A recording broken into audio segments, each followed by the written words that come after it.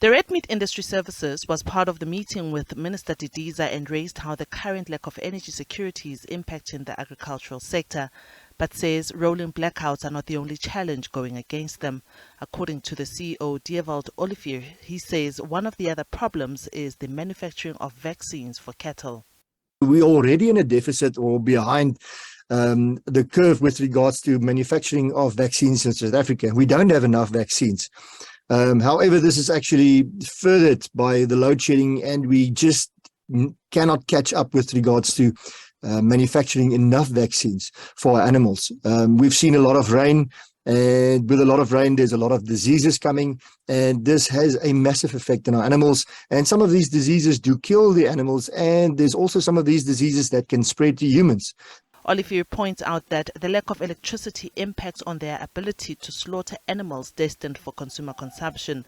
He says it is a costly exercise that the industry cannot afford, and as it is, some small butcheries are beginning to close their doors. He cautions that the agriculture sector's contribution to the second and third quarter GDP will be impacted.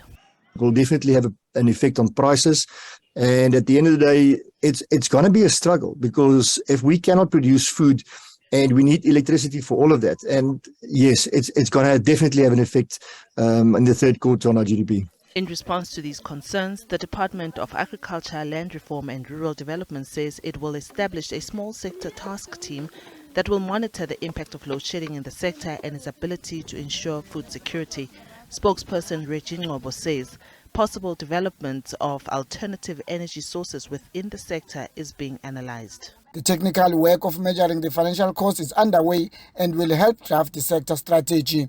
The task team will also explore short, medium and long-term interventions to ease the burden of load shedding within the farming, food, fibre and beverages value chains.